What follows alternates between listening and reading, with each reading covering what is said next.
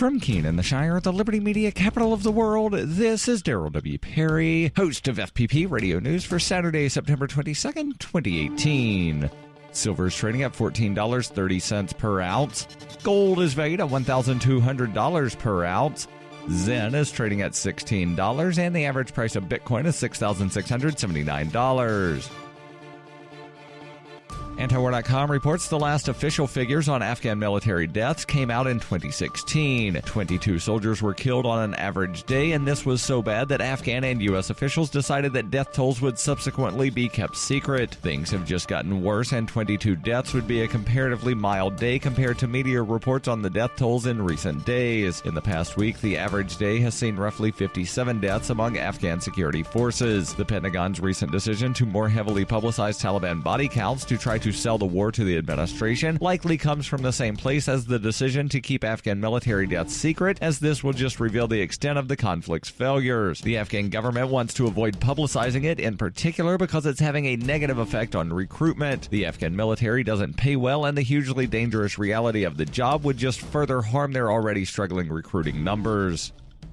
Zencash is now Horizon. Horizon is a privacy platform built on zero-knowledge technology with a decentralized secure node architecture. The Horizon platform enables real-life uses beyond currency, including the ability to privately chat with other people. Soon, Horizon will enable you to publish information and go anywhere on the web, all with complete privacy. Horizon, bringing privacy to life. Learn more at horizon.global. HORIZEN.global. UPI reports one of the last remaining points of contention in the trade negotiations between the United States and Canada is whether Canada will allow the U.S. to freely export its dairy products. Canada uses high tariffs to restrict dairy imports from the United States and other countries. While the system benefits Canadian dairy farmers, industry leaders say it costs the American dairy industry dearly. Chris Galen, a spokesman for the National Milk Producers Federation, said Canada is essentially walled off from the rest of the world. We want the opportunity to sell our dairy products in the Canadian market. Canada is trying to prevent that from happening. The issue has the two countries in a standoff, with both sides trying to act in the best interest of their farmers. Al Mussel, lead researcher for Agri-Food Economic Systems, said by keeping foreign milk out of its market, Canada is able to control the supply and maintain consistent dairy prices. This system protects Canada's small dairy farmers from the volatile international market. Such a system does not exist in the United States, where dairy prices have dropped to historic lows and dairy farms across the country are struggling to stay in business. But opening the Canadian market for U.S. milk means Canadian farmers would have to relinquish some of their market access. And since Canada's system protects small farms, the cost of milk production there is much higher than in the United States. Canadian farmers would have a hard time competing with their southern neighbors. Trade negotiations between the two countries resumed on Thursday with no sign of a resolution over dairy market access. If a trade deal is not reached soon, Canada could be left out, as President Donald Trump has reached an agreement with Mexico, the third party to the 1994 North American Free Trade Agreement.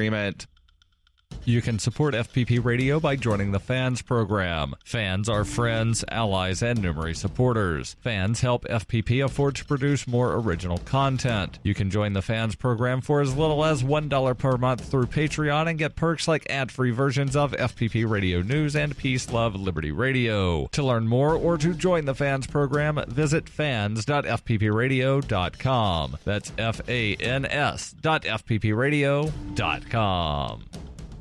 Reuters reports Duke Energy said it shut down a North Carolina natural gas plant due to flooding as the deluge of water continued in the aftermath of Hurricane Florence, which has killed more than 40 people. Duke Energy also said it cannot rule out the possibility that coal ash from another plant is flowing into nearby waters. Water breached the Cooling Lake Dam at Duke's 625-megawatt natural gas LV Sutton plant, causing the company to shut the plant down. Water is now exiting the Cooling Lake through breaches, one large and several smaller, according to the company in a statement on Friday. However, the company later in the day issued a statement saying the situation remains stable at the plant. The company did not provide any further information on the status of the incident. Hurricane Florence brought several feet of rain to parts of North Carolina over a period of days, and the historic level of storm flooding is not expected to subside until next week. You can support FPP Radio by shopping online. Every purchase you make from one of my affiliates at shop.fppradio.com helps fund FPP Radio. That's shop.fppradio.com. This has been FPP Radio News. Online at fppradio.com.